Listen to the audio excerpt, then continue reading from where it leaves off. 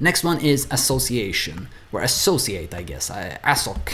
I don't know how to sort of pronounce this function name. But what we can do essentially is that we can say associate some property with some value in some object. So let's say that our object is this person, which has a name of foobar. And then we want to associate some property with some value. And let's just run that to see what happens, right? We still get, we get the original object, or not, I mean, not a reference to the original object, but an object that looks like the original, where name points towards foobar. But then we also say prop is equal to value. And of course, clearly, this could have been anything. So here we need to pass a string, which is the name of the key. So let's say age here, and we change this value to something else. So we construct a new object which has the new key with the new value. And clearly we could override. So we could say name is now equal to 20. So previously we had name is foobar. Actually, let's just log object first. Let me clear this and log object first. So we started with name is foobar, and now we have name is 20 because we associated the value 20 with the key, or maybe I should say it the other way around. We associated the key name with the value 20 within this object. And of course, within a shallow copy of this object. And let's just see, I mean, this is probably exactly what they say as well. So makes a shallow clone of an object, setting or overriding the specified property with a given value, right? Setting or overriding, as we said now. And note that this copies and flattens the prototype properties onto a new object as well. And all non-primitive properties are copied by reference, right? So if you have a function, for example, they're not duplicating the function, they're just passing reference to that function. So then it's not copied. But so this is some things to be aware of. But again, like if you're writing immutable methods, or if you have a habit of writing immutable methods all the time, that shouldn't necessarily be a problem. And this prototype stuff is, of course, then that if you do this on a function, then they'll copy the stuff that's in the prototype. And yeah, let's just read the definition here. So it says that given a string and given something of type A, and given an object that has some keys and some values, we'll get a new object that has some keys and some values. And the string here is, of course, the key that we want to associate the value with. And this thing of type A is the value that we want to put inside this object and produce this new object. Or in other words, it's the value that we want to associate with the key. And then, of course, we have this note of see also dissociate. I guess the term is dissociate.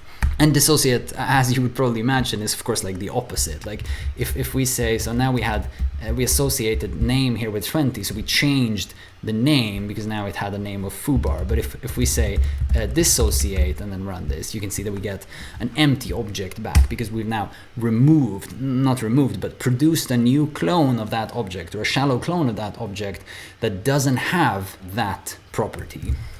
So if we had age here, 20, for example, and we run that, you can see, well, actually, sorry, I messed this up. It was really good that I did that because this was a total mistake. Of course, dissociate doesn't take a value here, right? I mean, let's check out this. I mean, we're saying that given some string and then given some object of keys and values, we'll produce a new object of keys and values. But that's not what we're doing here. I mean, we have one extra thing here, which was what was called A in the previous one. So what we should do is we should do this. We should say dissociate this key from this object, right?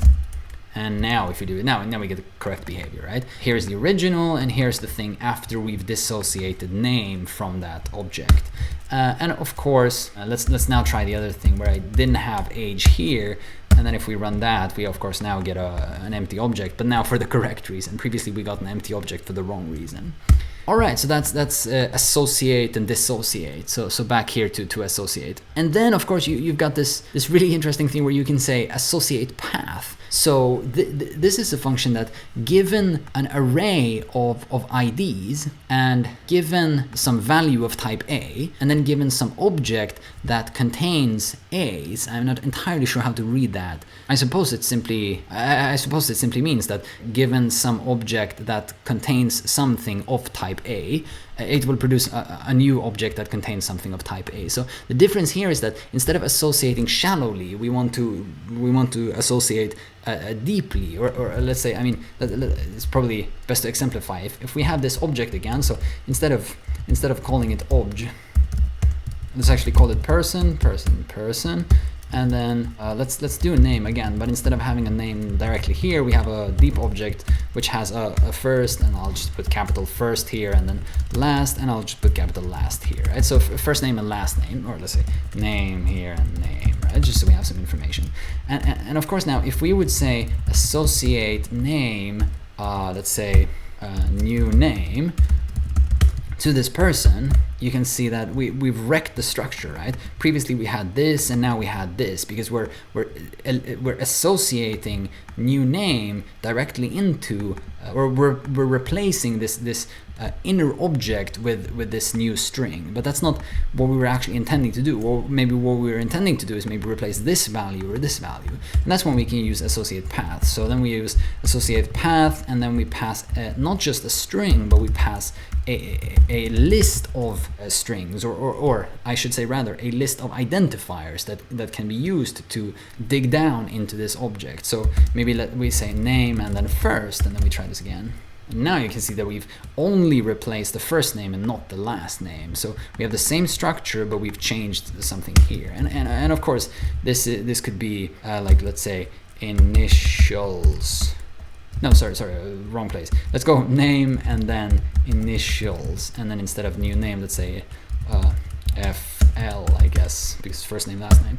And if we run that, we're actually now adding something else.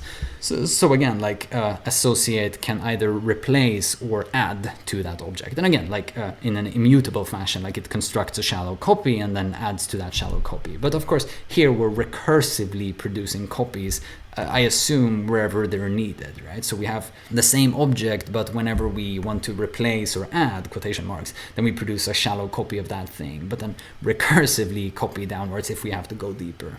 And yeah, I mean, it essentially has the same information as the other one about prototypes, and non-primitive properties are copied by reference. And again, I'm not going to show you this because I think you understand how that works, or actually, I mean, let's just, because it's so trivial. I mean, we have dissociate path as well, so you can remove the initials. So let's do it. Yeah, let's do it the other way around. So we'll remove that argument, and this time we won't forget it.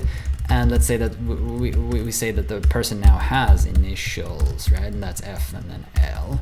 So if it has initials, then we can dissociate those initials. So now this is the original, and this is the new produced object. And this new produced object does not have the initials, and we've removed the initials from an inner object. So we've removed it from a deep structure. So that's all of the functions for A. There are a lot of functions in this library. Let's move on to B.